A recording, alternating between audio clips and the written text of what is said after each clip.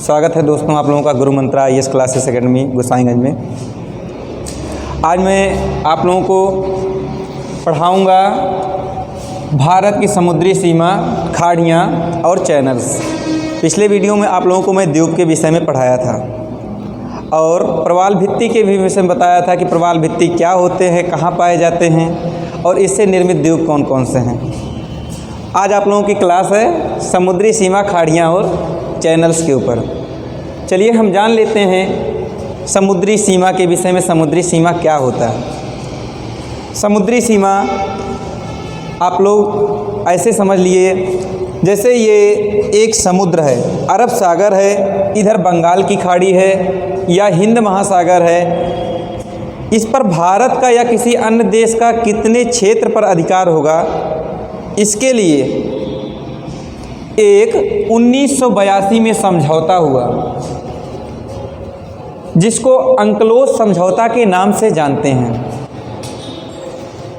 यह समझौता UN अर्थात संयुक्त राष्ट्र संघ ने 1982 में कराया, जिस समझौते का नाम अंकलोज समझौता है, जिसका पूरा नाम united nation conservation law of sea. इस अंकलोज समझौते के द्वारा भारत के क्षेत्र विस्तार को 3 भागों में बांटा गया। पहला प्रादेशिक क्षेत्र, दूसरा संलग्न क्षेत्र, तीसरा अनन्य आर्थिक क्षेत्र।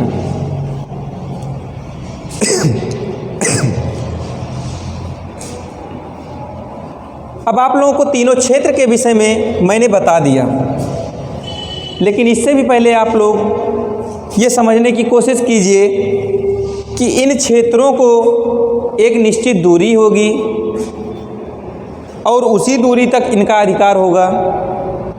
इसे जानने के लिए हम देखते हैं कि ये प्रायद्वीपीय भारत है, इसके चारों तरफ समुद्र की सीमाएं हैं, लेकिन ये प्रायद्वीपीय भारत बहुत टेढ़े मेढ़े हैं, ऐसे हैं। जब हम इसको जूम करके देखेंगे तो ये बहुत टेढ़े मेढ़े हैं।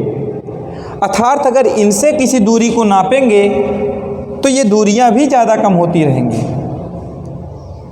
इसको सही करने के लिए इस समझौते में एक आधार रेखा खींची गई, एक आधार रेखा खींची गई। अब इसी आधार रेखा से समुद्र की दूरियां निर्धारित की गई। इस आधार रेखा के मध्य के भाग जिसमें जल भरा होता है, इसे आंतरिक जल क्षेत्र कहते हैं। इसे आंतरिक जल क्षेत्र कहते हैं। अब हम देखते हैं सबसे पहले प्रादेशिक क्षेत्र। प्रादेशिक क्षेत्र क्या होता है? प्रादेशिक क्षेत्र का क्राइटेरिया 12 समुद्री मील निर्धारित किया गया, या समुद्री मील को ही इंग्लिश में बोलते हैं नॉटिकल मील। समुद्र की दूरी नॉटिकल मील में मापी जाती है। एक समुद्री मील बराबर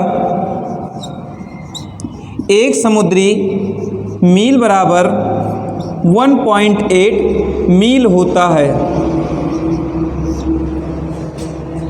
और इस प्रादेशिक क्षेत्र में जो 12 समुद्री मील तक है, इस पे भारत का संपूर्ण अधिकार होता है। अर्थात भारत के राज्य में जो कार्य किए जा सकते हैं वो प्रादेशिक क्षेत्र में भी कार्य किए जा सकते हैं। अर्थात भारत का संपूर्ण अधिकार होगा इस पे।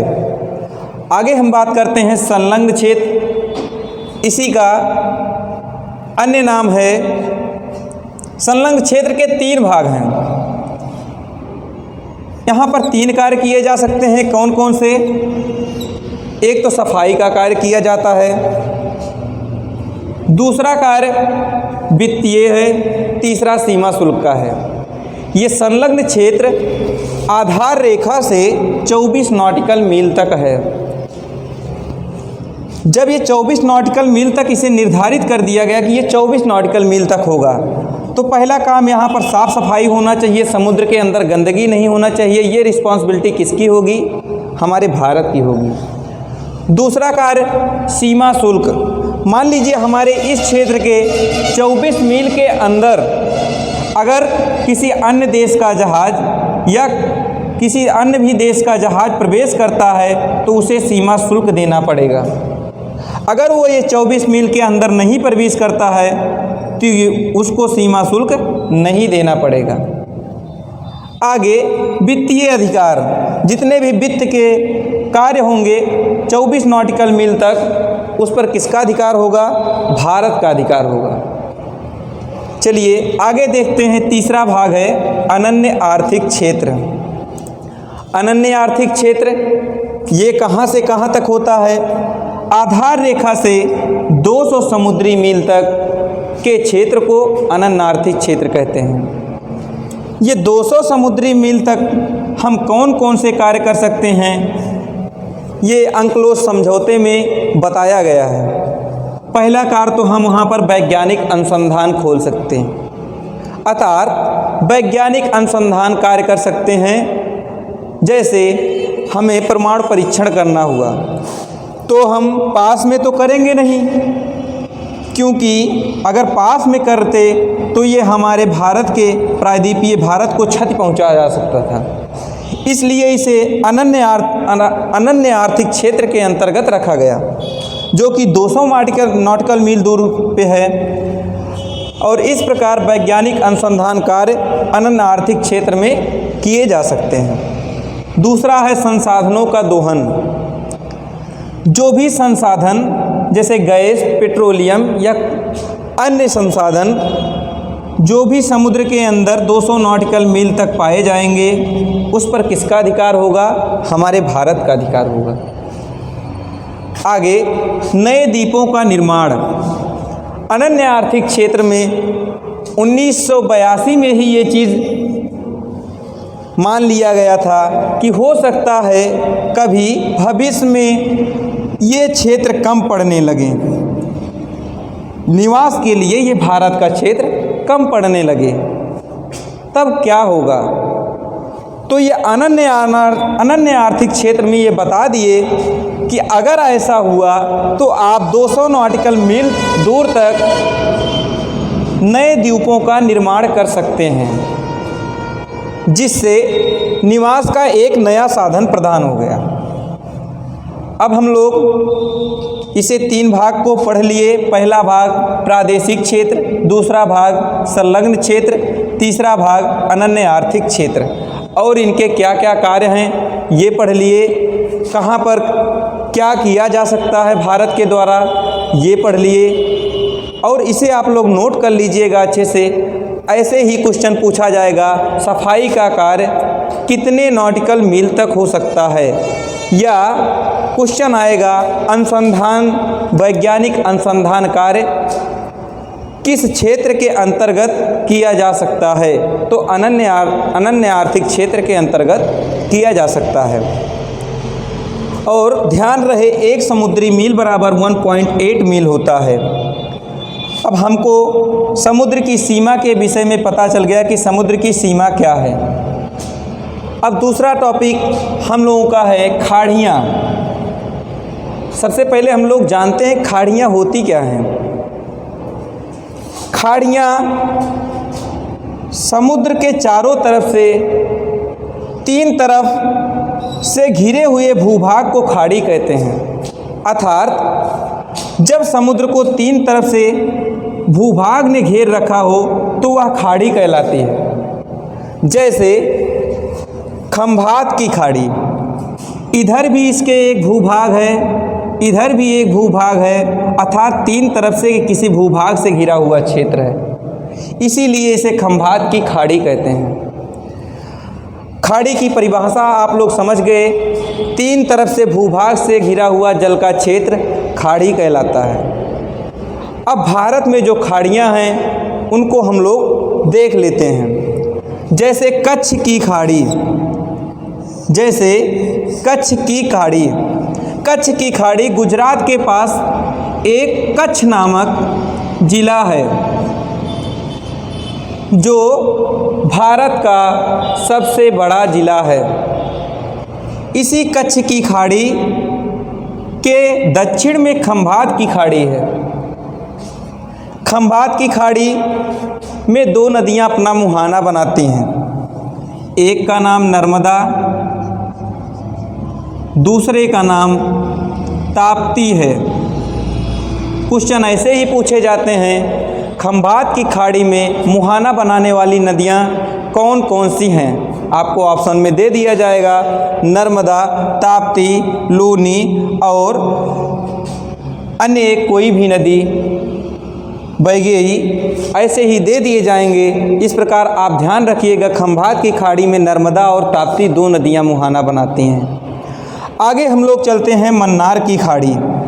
जब हम लोग मन्नार की खाड़ी की बात करते हैं तो आप लोगों को पिछले वीडियो में बताया था कि यहाँ पर एक राम सेतु है। राम सेतु के दक्षिण में ही मन्नार की खाड़ी स्थित है। देखिए, ये भी तीन तरफ से घिरा हुआ एक भूभाग है तथा इसके उत्तर में पाक जल संधि स्थित है। पिछले वीडियो में हमने इसके विषय में विस्तृत वर्णन किया है। आगे हम लोग देखते हैं, यहाँ पर बंगाल की खाड़ी है। ये भी तीन तरफ से, ये प्रायद्वीपीय भारत का पूर्वी भाग और इधर बांग्लादेश से होते हुए इधर मालदीव वगैरह से, इंडोनेशिया वगैरह से घिरा हुआ है। इस प्रकार से ये भी तीन तरफ से घिरा हुआ एक भूभाग है, इसीलिए इसे बंगाल की खाड़ी कहते हैं। लेकिन आप लोग को ध्यान में यह भी बात रखना है, जब एक छोटा भूक्षेत्र किसी जल क्षेत्र को घेरा रहता है, अर्थात जब एक छोटा क्षेत्र किसी जल को घेरा रहता है तीन तरफ से, तब उसे इंग्लिश में बोलते हैं गल्फ। लेकिन अगर यही क्षेत्र बड़ा हो जाए तो उसे बोलते हैं बे।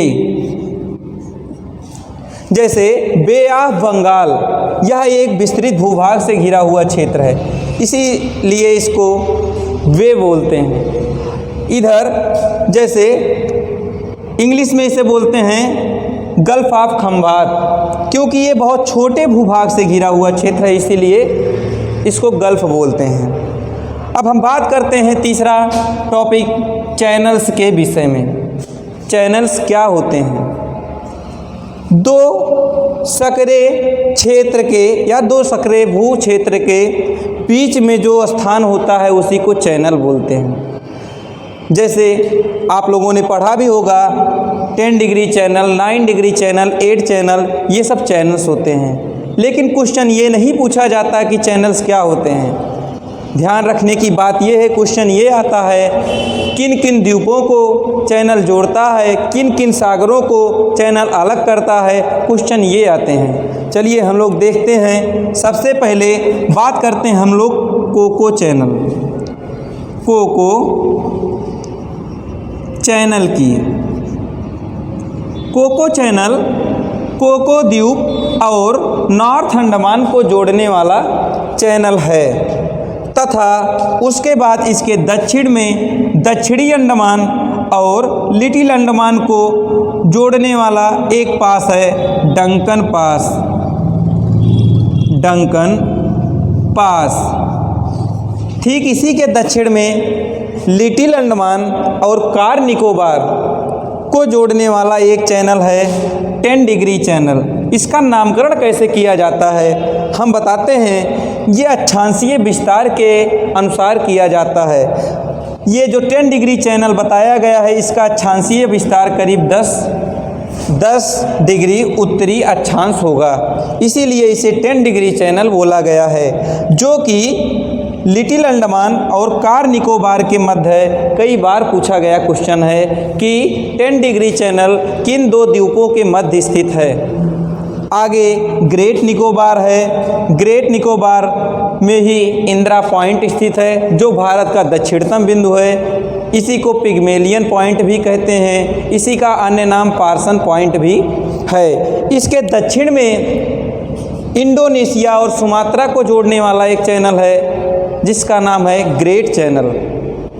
आगे बात करते हैं हम लोग मालदीव और मिनिकॉय। मालदीव और मिनिकॉय को जोड़ने वाले चैनल को 8 डिग्री चैनल कहते हैं।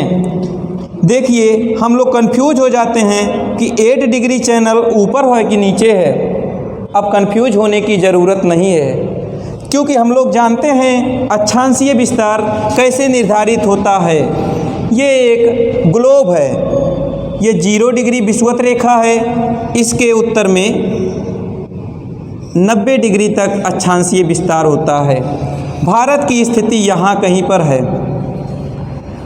अब हम 8 डिग्री की बात करें तो 8 डिग्री करीब यहीं कहीं आकर के गिरेगा।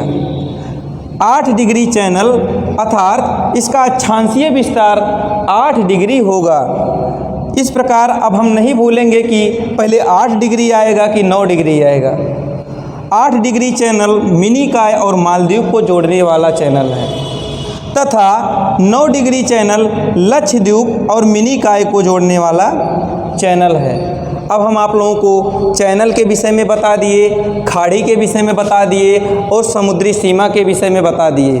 आप लोग इसको अच्छे से नोट कर लीजिएगा और इस पर कम से कम आप लोग 50 क्वेश्चन ज़रूर करिएगा। आप लोगों को अगर क्वेश्चन चाहिए तो कमेंट बॉक्स में आप लोग बताइएगा। जय